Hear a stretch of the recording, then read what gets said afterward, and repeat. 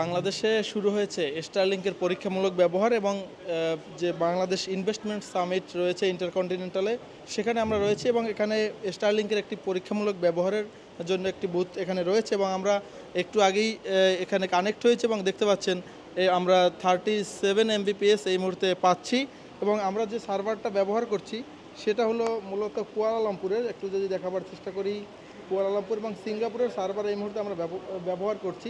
যখন বাংলাদেশ আসলে এই যারা একেবারে পুরোপুরি যখন স্টারলিংক চালু হবে তখন কিন্তু এটি বাংলাদেশের সার্ভারই দেখাবে। আমরা এখানে যারা রয়েছেন তাদের সঙ্গে একটু কথা বলবো।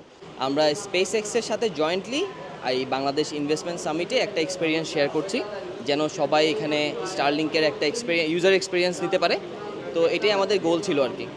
জি, স্টারলিংকের সংযোগ পেতে আসলে কি পরিমাণ খরচ হতে পারে?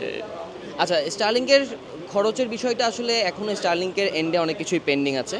ওরা সব কিছু ফাইনালাইজ হলেই, মানে ওদের লাইসেন্স পাওয়া, ওদের গেটওয়ে স্থাপন বাংলাদেশে কাদের সাথে ওরা কাজ করবে, এটা ফাইনালাইজ হলে হচ্ছে ওরা একটা প্রাইসিং মডেল তৈরি করবে। আমরা এক্সপেক্ট করতে পারি সাউথ ইস্ট এশিয়াতে যেভাবে মডেল তৈরি করেছে হয়তো তার মতোই হবে আর কি, সাউথ ইস্ট এশিয়ার বাকি আমরা অন্যান্য যে ইন্টারনেট কানেকশনগুলো বাংলাদেশে যেভাবে চলে এগুলো হলো সাবমেরিন কেবলের মাধ্যমে আসে। স্টারলিংকের কানেকশনটা কি একই নাকি ভিন্নতা রয়েছে? স্টারলিংকের কানেক্টিভিটি, যে কোনো ইন্টারনেট কানেক্টিভিটি অ্যাকচুয়ালি সাবমেরিন কেবলের থ্রুতেই আসে। স্টারলিংকের বর্তমানে আপনারা যেটা দেখতে পাচ্ছেন, হয়তো আমরা যে ইন্টারনেটটা কানেক্ট হচ্ছি, আমরা অ্যাকচুয়ালি স্টারলিংকের আমাদের টার্মিনালের, মানে দ্যাট ইজ আপনার ডিভাইসটা আমাদের স্টারলিংকের রাউটারের সাথে কানেক্ট হচ্ছে। রাউটারটা সিগন্যালটা পাচ্ছে স্টারলিংকের টার্মিনাল থেকে, অ্যান্ড টার্মিনালগুলো স্টারলিংকের স্যাটেলাইটগুলোর সাথে কানেক্টেড হচ্ছে। আমাদের মাথার উপর দিয়ে বা আমাদের এই বাংলাদেশের উপর দিয়ে যখন একটা স্টারলিংকের স্যাটেলাইট যাচ্ছে, তারা নিজেদের মধ্যে একটা ইন্টার স্যাটেলাইট লিঙ্ক স্ট্যাবলিশ করছে, অ্যান্ড ওই স্যাটেলাইটটা যে কোনো একটা নিয়ারেস্ট গেটওয়েতে গিয়ে কানেক্টেড হচ্ছে। সেই গেটওয়েটা ডেফিনেটলি একটা সাবমেরিন কেবলের সাথে, দ্যাট ইজ একটা আইআইজির সাথেই কানেক্টেড আছে।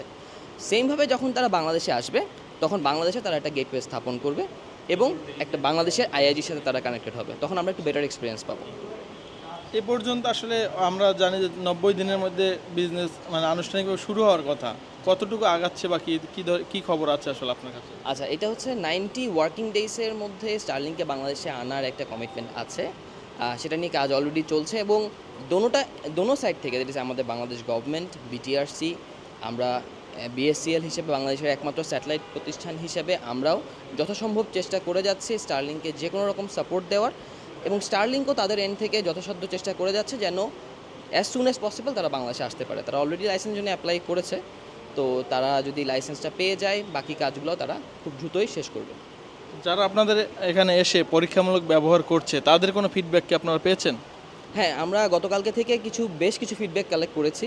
আজকেও আমরা ফিডব্যাক পাচ্ছি টুকটাক। আজকে তো একটু মানুষ এদিকে একটু কম, তারা সবাই ডেডিকেটেডলি কিছু সেমিনারের জন্য আসছে। যা ফিডব্যাক আমরা পেয়েছি always it has been positive. More over যে জিনিসটা হচ্ছে, সবাই আসলে বাংলাদেশে প্রথমবারের মতো স্টারলিংকটা ইউজ করতে পেরেই আসলে সবাই বেশ খুশি। সো স্পিডটা বরাবরের মতো, স্টারলিংকের স্পিড ডিপেন্ডেবল ডেফিনেটলি, সেটাই সবাই পাচ্ছে এবং সেটাই সবাই শেয়ার করছে আমাদের সাথে। দর্শক, আমরা শুনছিলাম যে স্টারলিংকের যে ব্যবহার সেটি আসলে যে পরীক্ষামূলকভাবে শুরু হয়েছে এবং কবে নাগাদ শুরু হতে পারে সেই ঘোষণা কিন্তু আগেই অন্তর্বর্তীকালীন সরকার থেকে আমরা পেয়েছিলাম এবং যেই স্পিডটা সেটি আমরা আপনাদেরকে সরাসরি দেখিয়েছি যে স্টারলিংকের যে ইন্টারনেট স্পিড সাধারণত আমরা যে সকল রাউটার বা বাসায় অন্যান্য যে ইন্টারনেট ইউজ করি তার থেকে কিন্তু অনেকটাই বেটার দেখা যাচ্ছে।